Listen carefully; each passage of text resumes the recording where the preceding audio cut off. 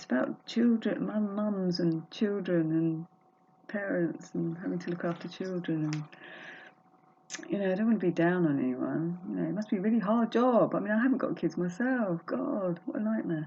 Anyway, the Sacconejolys, right? Anna Saccone and the husband, the 2-year-old Alessia. What was happening? I don't know if you know about this. I wasn't watching their blogs before, so I've quickly had to watch some. So I've got no previous information. I just know about what's happening right now. 2-year-old at night is pooping in a nappy and taking the poop out and putting it on the sheets. So a bit of a problem. Their solution, their form of punishment is to give her a cold shower. It's like immediately I'm like.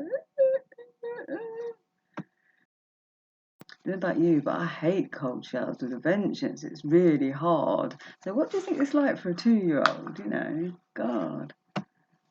I was trying to pause it then. I think I'll just carry on. To me, it's akin to physical violence. Oh, I'm looking at myself again.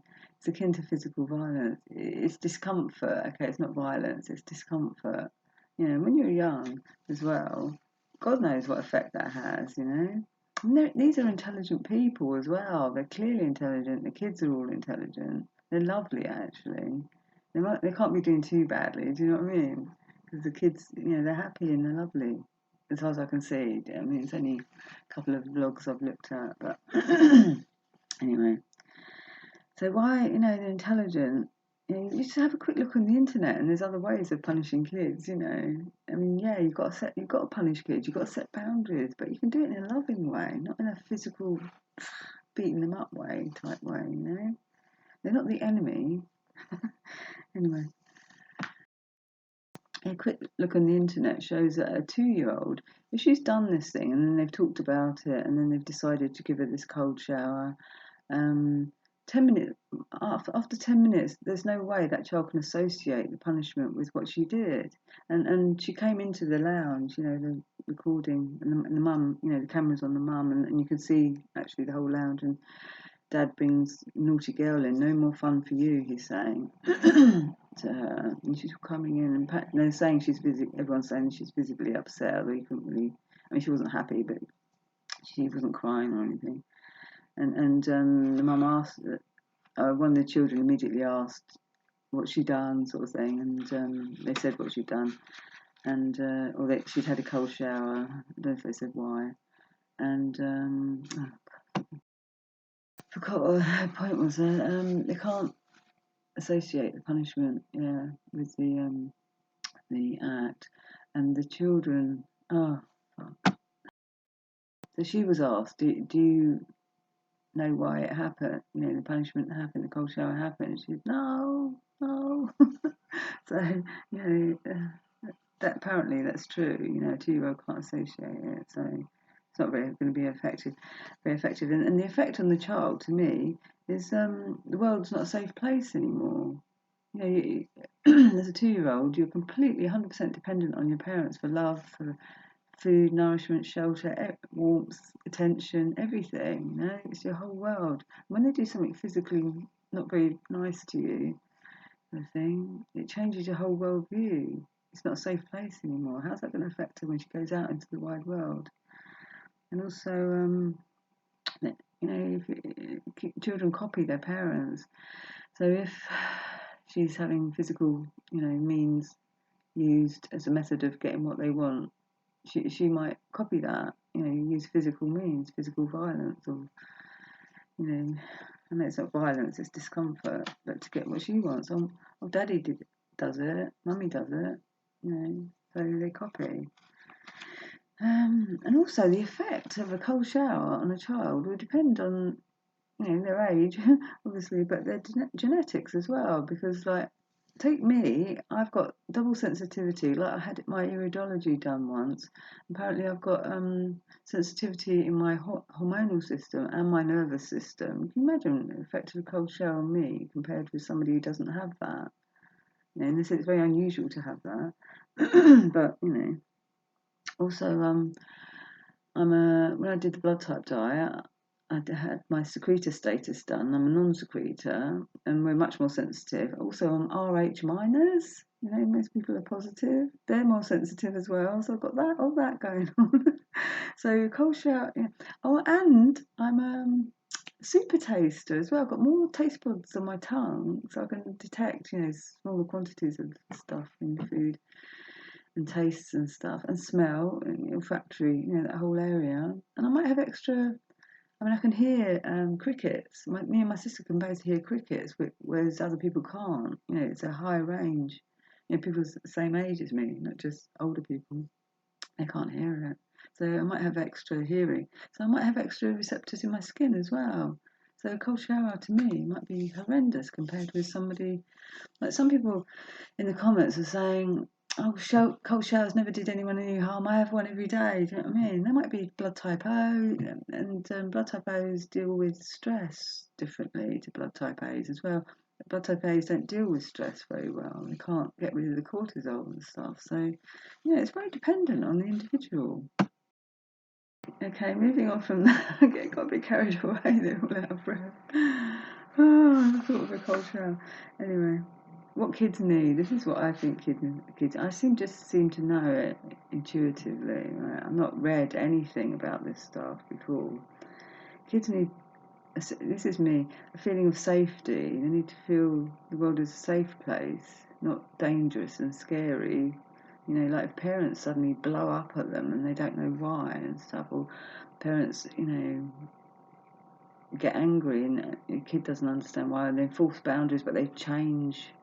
Sometimes they give in and stuff, and all the rules keep changing and stuff. It makes the world a fucking scary place. Oh, I wasn't going to swear. I have to learn how to bleep. Anyway, that's the answer to that. They need to feel loved as well. It's so different. Like, you can enforce boundaries and discipline a child, but if you love them, they can feel it. It's completely different. So if they're a nuisance to you, you feel scared by them because they're uncontrollable, you know what I mean? It totally depends on your attitude towards the child, how the punishment comes across, and they do need boundaries and discipline, definitely, but you need to stick to it. You need to decide what you want to do, what they're allowed to do and what they're not, and stick to it. If a child whines and moans because you're not allowing it to do what it wants, and you give in, then it has learned from you that to whine and moan, they can get what they want. That's how to do it. If you give in, or if they scream, have a tantrum, and you give in, give them what they want. You've taught them how to do that. So I see it all the time. Kids are out and they're screaming their heads off. They want what they want. And the parents have literally taught them, and that's okay to do that, or they're going to get what they want if they do that. So, it seems so obvious to me, but it's not the kids' fault. It's natural for kids to push boundaries. Just a quick look on the internet. At 2 years old, they're saying their speech. They get frustrated. That's why you get the terrible tantrums at 2s and 3s, because they're starting to develop speech, but they can't yet get the point across. They haven't got the language skills, so they get frustrated, and they want to get their point across. The intelligence is developing. And at age 3, they can usually get their point across. They've got enough skills to say words and then they want to start pushing boundaries. But that's natural. It's what we're meant to do. We go forward, we explore. It's a natural curiosity. It's a wonderful thing. But parents, you mustn't try and squash them. You know what I mean? They're meant to be doing that, and it's okay. And it's like a trained dog is a calm dog because it knows what it's doing. You've told it what to do. You're allowed to do certain things and not other things. It knows what it's doing, so it's calm. It's stressed. Dogs are stressed if they're not trained. If you let them run here, there, and everything, they run around in circles, barking and shouting, and jumping on the beds and all sorts. They'll start playing with toys and eat things up if you don't stop them, you don't train them, and that's very stressful for them. Yeah, it's the same with kids. The other really important thing I want to get across, it's so weird, when I start talking, I actually lose focus. The other really important, I'm going to focus now. The other really important thing to get across is you're the boss. Not the child isn't the boss. When a child's born, it's only small, right? And you're physically bigger and stronger than it. So you're the boss. You're the one with the intelligence and the worldview and stuff, experience of life. The child doesn't have any of that. So if a child tries to do something and you want to stop it, it's okay to grab it and stop it doing it. Don't hurt it. Physical restraint is fine. Even quite, firm, vigorous physical restraint is okay. As long as you're loving the child, you're doing it out of love and not hate and anger and resentment and stuff, Yeah, you're capable and in command. But so many parents, they don't know what to do. They see their children doing stuff and they want to stop them, really. They look embarrassed and stuff, but they won't do it because they don't know what they're supposed to be doing, kind of thing. It's like there's all these rules and they've never known how to control their kids. They're frightened of them, basically, but they're in charge, you know what I mean? It's just an attitude thing. It's like, if you knew that, if somebody told you that from day one, it's a different attitude to, seeing that. I mean, they've seen other people, presumably. That's where they got the idea from, that you can't control kids. Yeah, they've had that idea put in their head already. And so if someone came along and told them, you're the one in control, you just set your boundaries, you go with what you want, because if you're happy, the kids, are more likely to be happy, so you're not going to be angry with them.